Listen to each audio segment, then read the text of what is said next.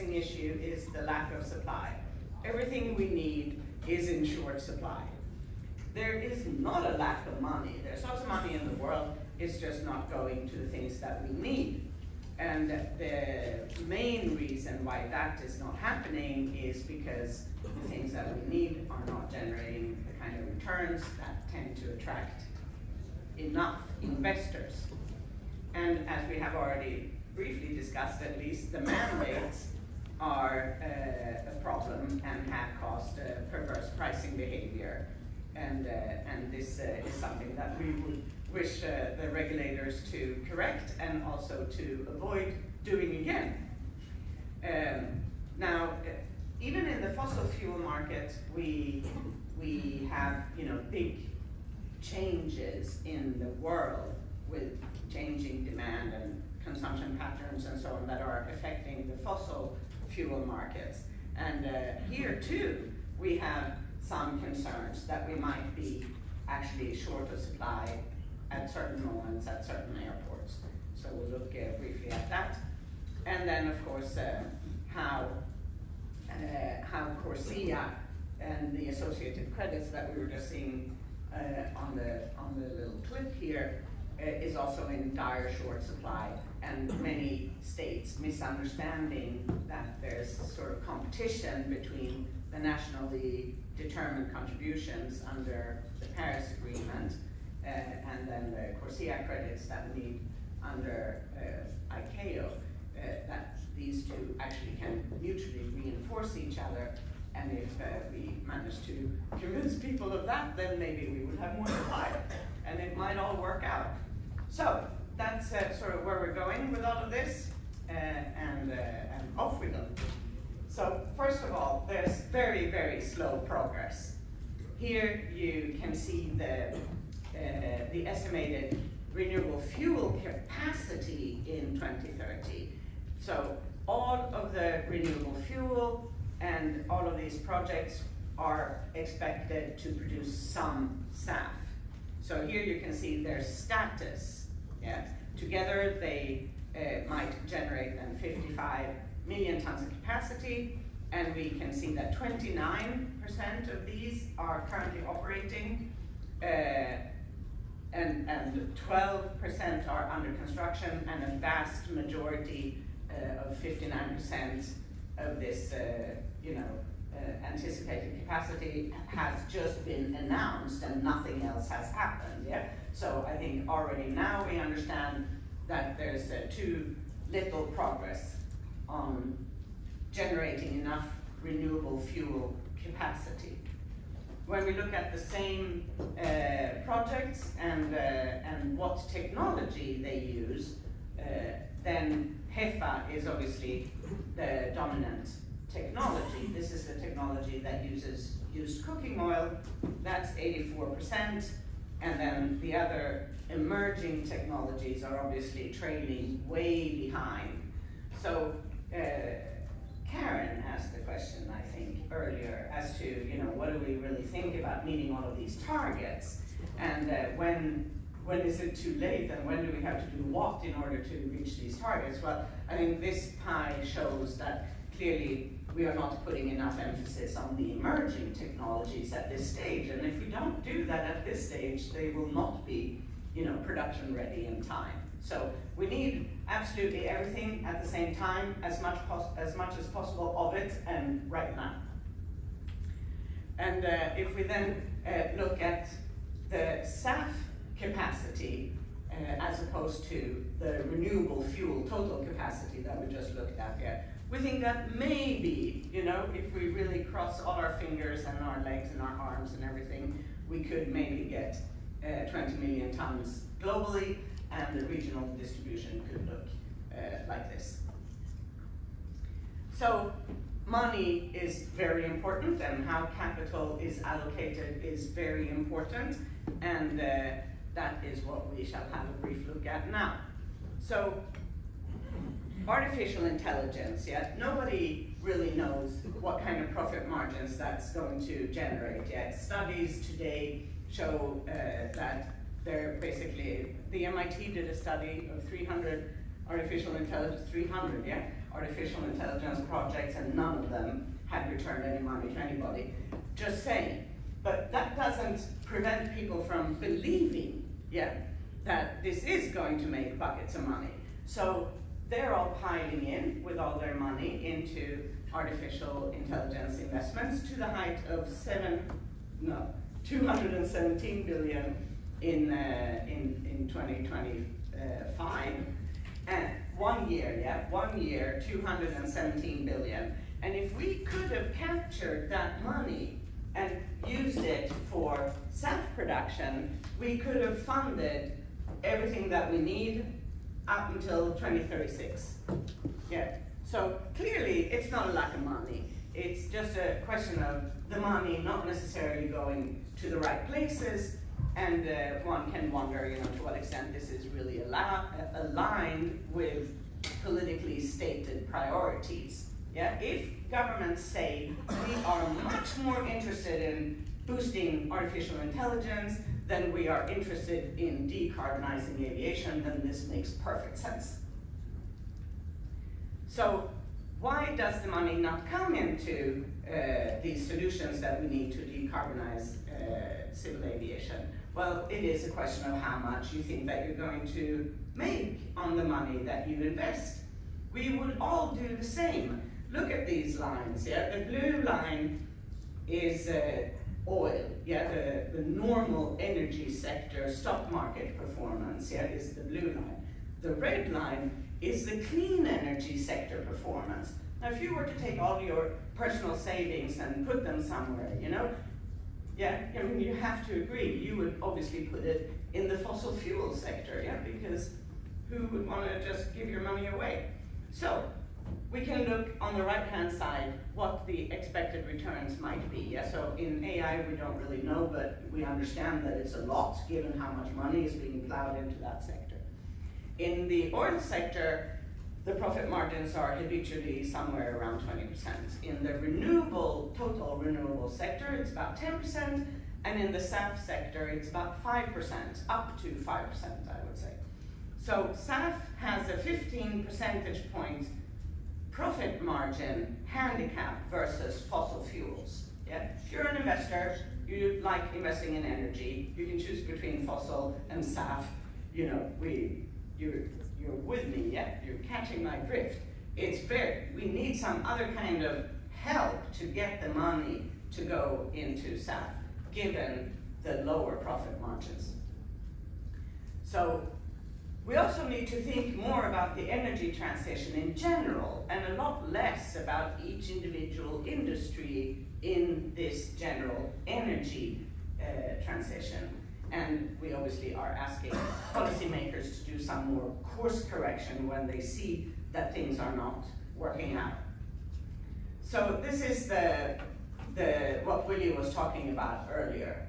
So the blue line here is the price of jet fuel. The red and the black lines are, so this is a little bit, bear with me, So what's happening is that because of the mandate in the EU and in the UK, the oil companies are charging more for jet fuel. So airlines are now paying a higher price for jet fuel. And then when we recalculate this in terms of the implied SAF price, the SAF that the airline is not going to see, but maybe, inadvertently pick up at some airport, then we get the red and the black lines, and the yellow line is the sort of market price of SAF. So what happens for the airline is that the airline is paying a higher price for jet fuel. It has no price transparency on the SAF component, the hypothetical SAF component of the fuel they're buying. The airline may or may not get the documentation they need to be able to use this extra money against their obligations under whichever regime, And they also don't have any optionality. They can't themselves choose who do I want to buy my SAF from, So airlines are neutered in terms of their self-determination rights, and they just have to pay this money. And if we could have used that money and actually bought SAF for it, we could have bought 2.4 million tons more SAF. Yeah, so the result of all of this is like just higher price for jet, no certified real CO2 emissions reductions, and removal of airlines' self-determination rights, which I regard as wholly anti-European. What happened with the four freedoms and how we run economies in Europe? Yeah, this is, I'm flabbergasted. Anyway, so that's terrible, and it has also led to this situation, which is that there's just no production. Yeah, so between 24 and 25, it almost doubled, yeah, and that was great. This is global SAF production. But then obviously between 25 and 26, unfortunately, we do not think that it's doubling again. So this is far from any kind of Moore's law behavior, yeah, where things just keep doubling all the time. That is not what we think. And am I missing, oh, sorry, that's interesting. But so I have an invisible, oh, there it's visible. That's good. On what I'm looking at, it's not there.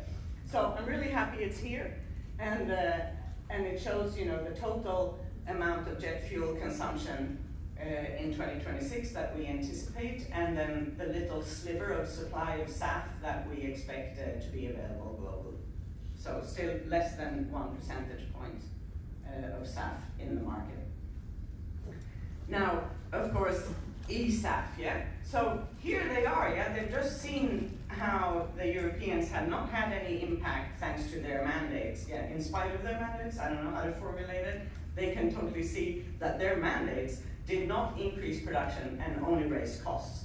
Yet, they are very keen on doing exactly the same regarding eSAF. So there's no eSAF, they want to put on mandates, and if we were to be able to produce the quantity needed to meet the mandates, then all the announced projects would have to start in 2026. All of them without fail. Now, I dare to purport that the probability of that happening is very low, and therefore the probability of production being insufficient versus the mandate regarding eSAF is equally low. And as Willie said earlier, you know, clearly you want to do this in sort of some kind of logical order, yeah? You know, instead of mandating the output, it would be good if we first prepared our markets so that we can actually produce that output. And what we need to be able to do that is more renewable energy in general, so that we can create the renewable electricity that we need in order to create the output that we need to meet any potential mandates. And there you sort of wonder, like, you know, why the Europeans are trying to mandate this when their electricity costs are $100 higher than everybody else's. So clearly this is a message to Europe, yeah, that if you want to be a producer of eSAF, you need to develop your renewable electricity production so that those costs can come down. Otherwise, you know, none of this makes sense. Right, and then there's, of course, a cost regarding, a projected cost regarding non-compliance or compliance with these mandates. So in the dark bars, you see the cost of compliance, meaning obviously the extra money that you're going to have to spend in order to consume the eSAF. And then the shaded bars are what you could hypothetically have to pay if you fail to comply. So this is again another area where it just looks like the whole purpose with all of this is just to increase costs, yeah, in an environment where the supply is insufficient and compliance is impossible. And nobody seemingly has really made a big effort to analyze if these policies are, even efficient if we manage to comply, right? So the increase in fuel costs would be between 4 and 9%, but the emissions reduction is 0.4 to 0.8%. So I don't know how anybody can think that that's a good trade-off. It obviously points to very weakly efficient, very weakly cost-efficient policies. Yeah, it's outrageous to pay such a high price for such a small reduction in CO2 emissions. So then we also have to think about global refining capacity and all the permutations in the demand patterns that affect global refining capacity. We also have to think about how we get the SAF to the airports. And this is a really potentially very significant sticking point, yeah, because the infrastructure around the airports can be owned by a small group of people who could arguably say, not your SAF in my airport. Yeah, so we're not really sure that even if we had the SAF, it can actually arrive at the airport. So we have to think about the access to airport fuel infrastructure. And again, we come to the conclusion that mostly these things really work best together. It's not this or that, it's if we can do all of these things together and if we can collaborate and so on, everybody together is clearly the best way to go, instead of sort of pitching people and solutions against each other.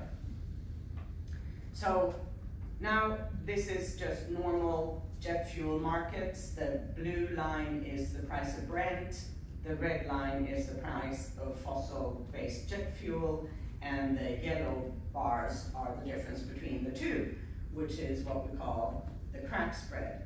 So here you have a pretty strong pointer to a structural change having occurred, right?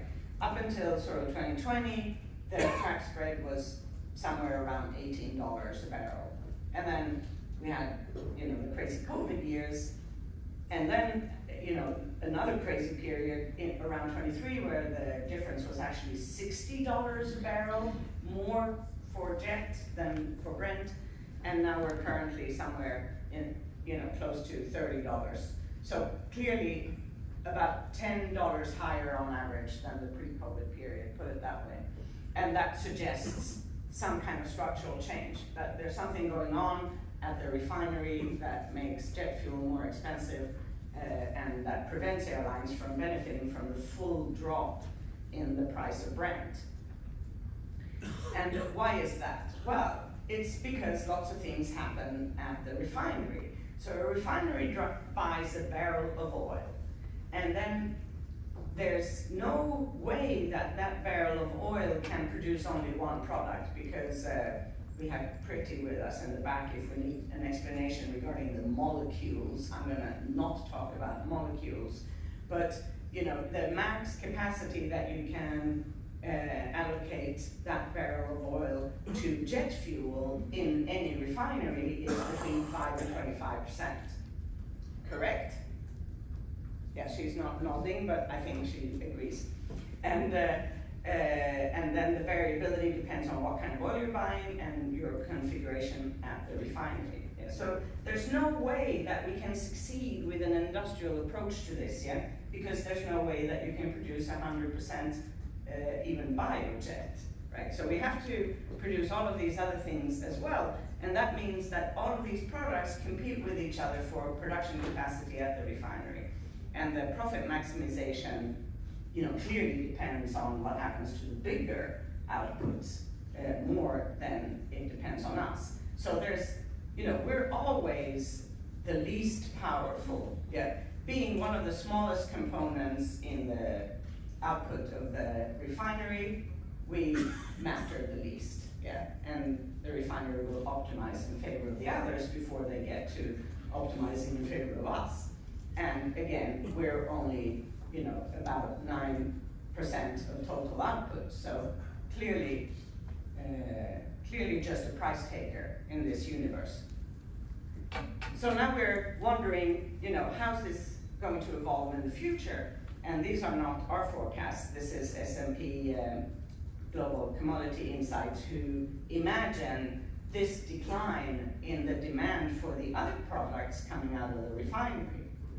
So now we understand that, let's say that this happens, and those other products are no longer demanded, well then obviously we are too small to ensure the profitability of the refinery.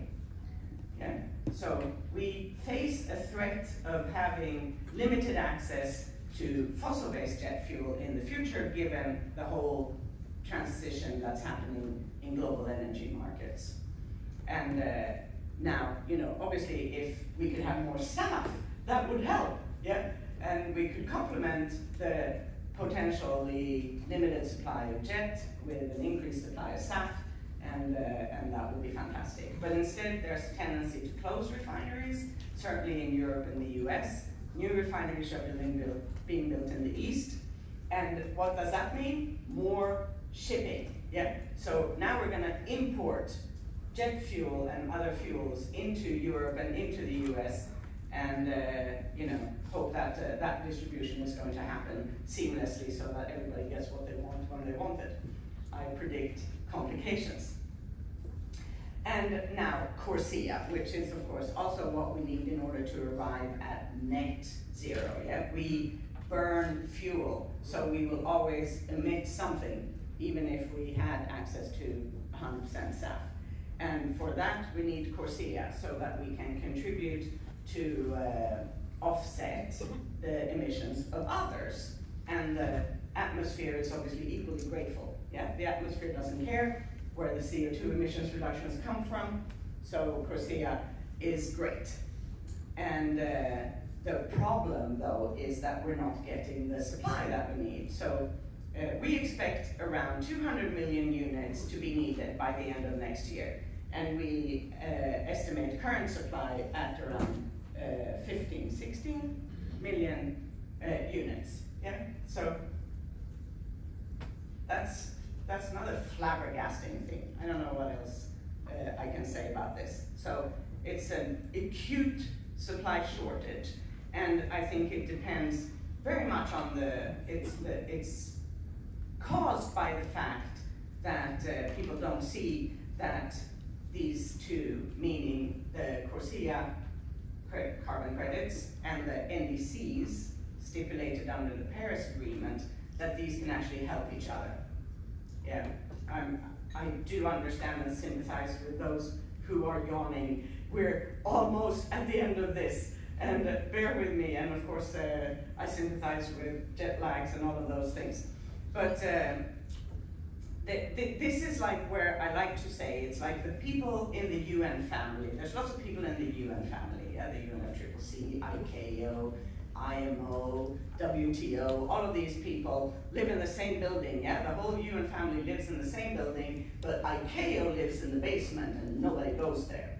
So that's a problem, yeah? And so the UNFCCC people who live, you know, I don't know, on the 10th floor, right? They're just focusing on the nationally determined contributions and people meeting the commitments that they made under the Paris Agreement. And they are forgetting to mention that there's also these commitments, you know, made under ICAO on behalf of airlines, and actually if we coordinate, it could all work out. At the moment, they are not coordinating, and that is terrifying. And I think with that, we've come to the end. So thanks for hanging in there with me, everybody, and I guess happy to take any questions.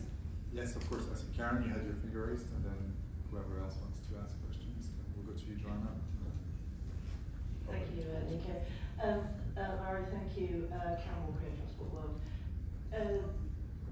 When you are looking at some of the, you know, the going forward and the reduction of interest, the way of putting it for refineries and stuff, how significant is the changing political situation around the world? Obviously America, but it's not just America.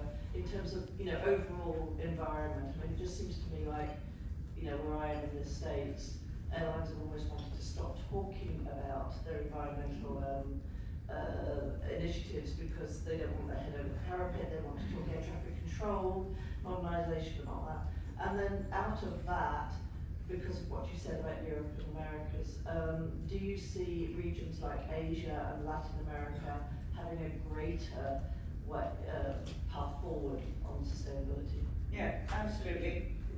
So for sure, the interest is diminishing. So there is like some kind of recession in sustainability. I think we can totally say that. But all is not lost. You know, it just means at this stage that progress is going to be even slower than what we already expected to be slow progress, and the production will shift. Yeah. So there's, you know, whatever production there is today is totally dominated by the Americans. So the and they're continuing, you know, in spite of themselves, yeah, they're actually continuing to support the market because they extended the tax credits, although they diminished their size. So that's hard to know, you know, what the net of that is, but at least it's good that it's lasting longer. And indeed, this is where it's, you know, almost no analysis is necessary. It's just observational. You look at the policies that the US implement, and you see the US is the dominant world producer of SAF. Yeah. You look at the policies that the Europeans implement, and you see that that has not had a commensurate supply response. Yeah. So that's where, you know, you would hope that the European politicians would go, aha, let's change a few things, but, you know, no such luck yet. And then, of course, the Asians and everybody in the East are sort of unencumbered by all of this. Yeah, and they just go about business according to their own optimization curves, so to speak. Yeah, so we're obviously seeing more SAF in China. I think once China, you know, they obviously do it on a 5-year plan basis, and they have doubled their pilot projects, and once they get going, I think that's probably going to be the necessary starting shot for everybody. Yeah, I think when everybody starts to see China pumping out tons of SAF, I think the others are going to realize that if they don't do something, they will be in trouble.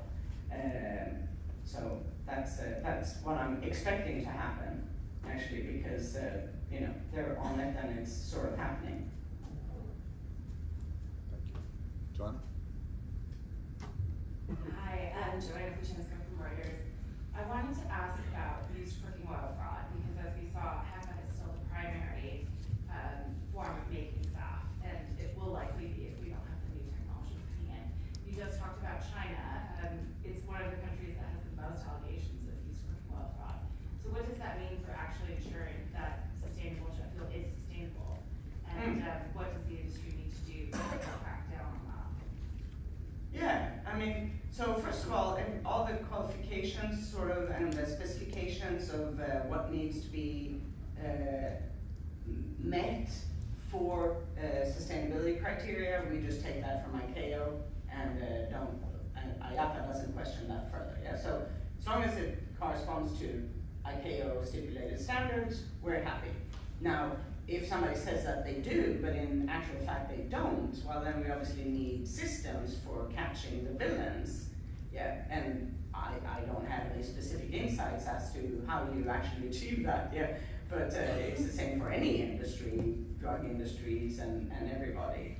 And so, you know, there could be SAF fraud, there could be, you know, carbon credit issues, there could be all kinds of issues, right?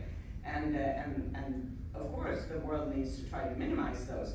But what surprises me sometimes is that people say, oh, look, we have, you know, a handful of cases of problems in this area. Let's not do any more SAF, or let's not do any more carbon credits. I mean, that's crazy. You know, everybody in the universe has a tax system. There's no tax system in the universe that doesn't suffer fraud. Yet, nobody says, let's scrap all the tax systems. Yeah. So somehow, you know, this all depends on, of course, quality of institutions and level of education and lack of corruption, and obviously benefits, you know, again, the rich countries more than the poor countries, and the usual problems, yeah? But the fact that we have those problems doesn't mean that we shouldn't keep doing it and trying to improve it. Yeah, that's my heartfelt sentiment on that question. And just one follow-up. Is it the responsibility of airlines as businesses to make sure that the SAF that they buy is not fraudulent?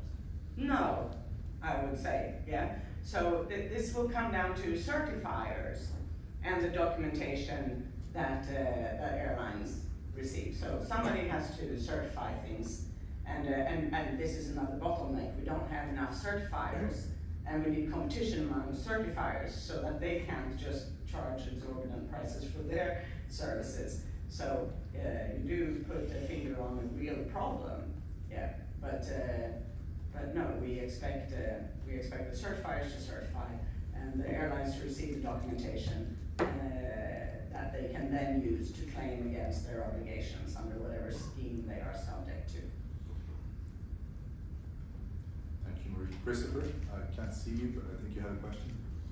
Yes, Chris Virginer from Green Air News. Investment is one of the key problems. We've seen the big oil companies move away not just from SAF but from renewables in general. So there's no money coming from them. They're sort of mothballing their projects and so on. You then have the second and third generation would-be producers who are also struggling for finance as well.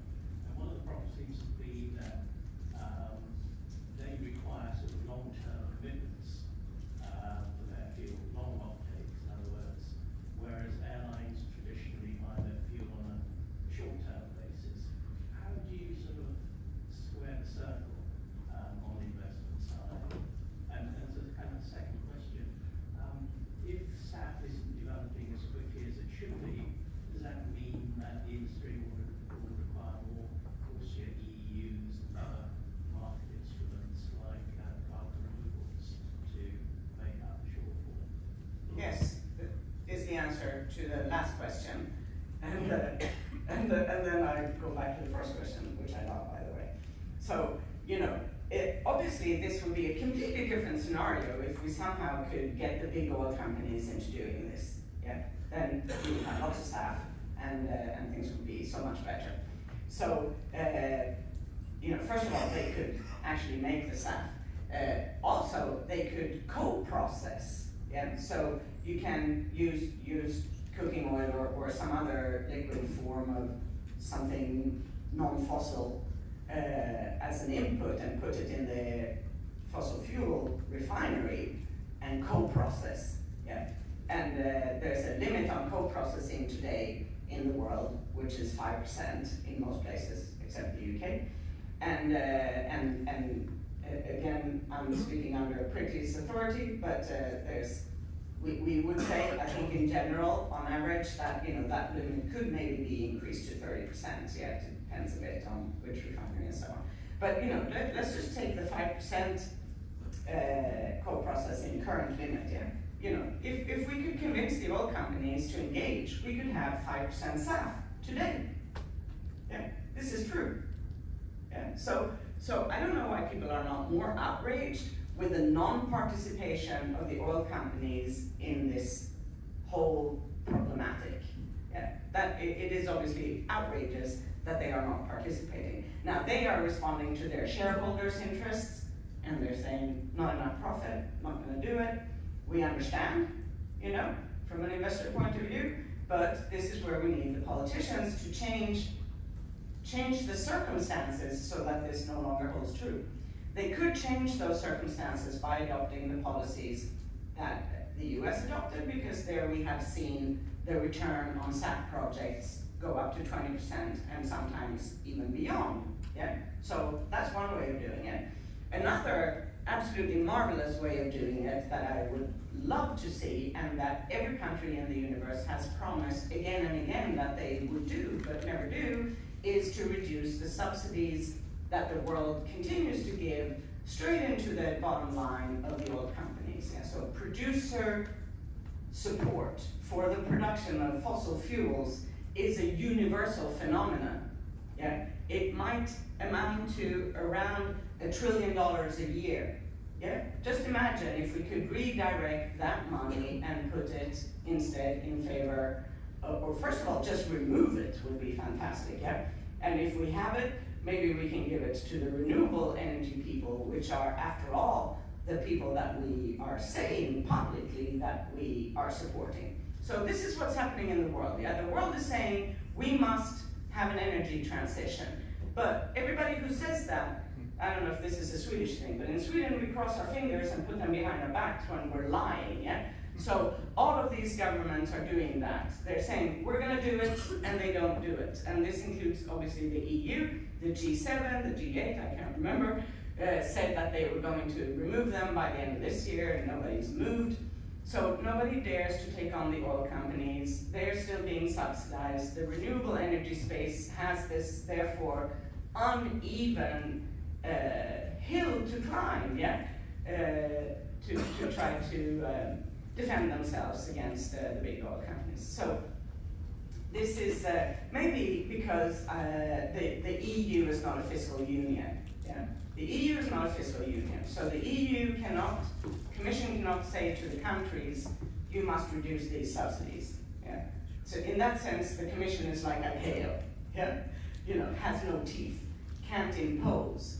And since the Commission doesn't have any taxing powers, they resort to whatever powers they have, and they want to be re-elected, and they want to be seen to do something, so they do mandates and all kinds of things that are obviously not really giving the results that they ostensibly are trying to achieve.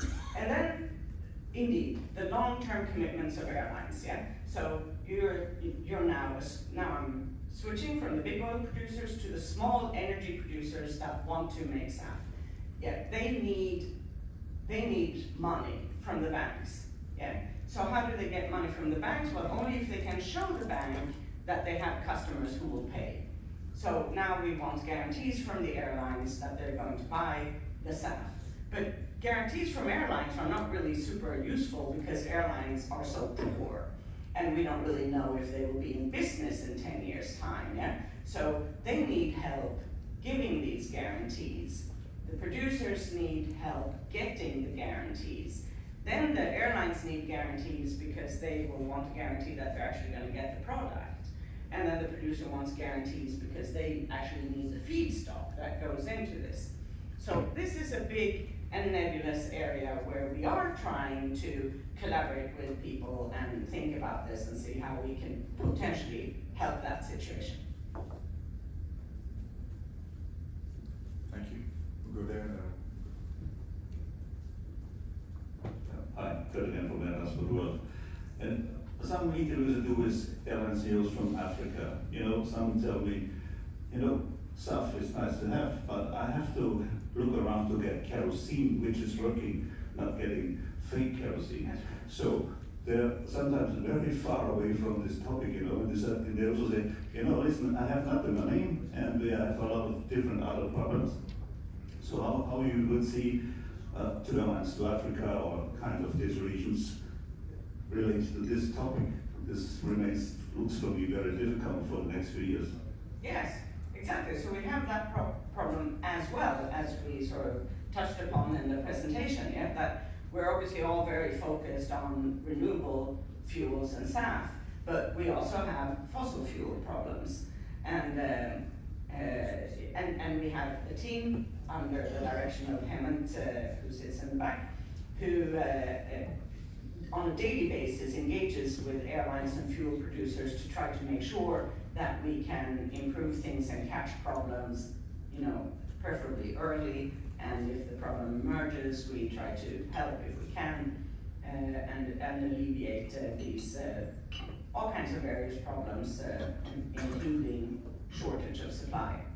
And Africa is particularly affected because there are few refineries, and you know the distribution system is not fantastic, and you know I would also add to that, you know, a certain amount of corruption that comes on top and so on. So African airlines tend to pay 20% more than the rest of the industry on average for their fuel, yeah, which is obviously outrageous. If anything, you would wish that they would pay 20% less. I think everybody would be happy even in the rich countries, if that were the case.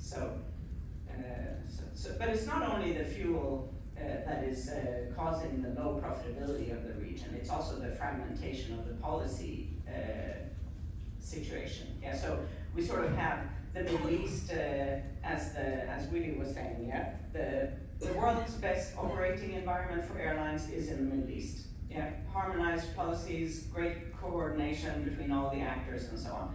And the worst operating environment is in Africa, where it's the complete opposite. Yeah, where everything is fragmented, no two rules are the same, and therefore it's very complicated for the African airlines to achieve any kind of economy of scale. And Africa is stuck at 2% of global traffic. Yeah, that's outrageous. 2% of global traffic, the whole African continent, and it hasn't moved in years. So these are very, I think, a perfect, scary illustration of what could happen. Yeah, because we're living in a world where multilateralism is on the wane, and nobody really thinks that that's important anymore, and everybody just wants to do me first policies. Yeah, if you do me first policies, you get Africa. Yeah, because we're a network industry, a global industry, where you do this me first thing here, and then it goes all around the globe, and it comes back and it bites you in your behind.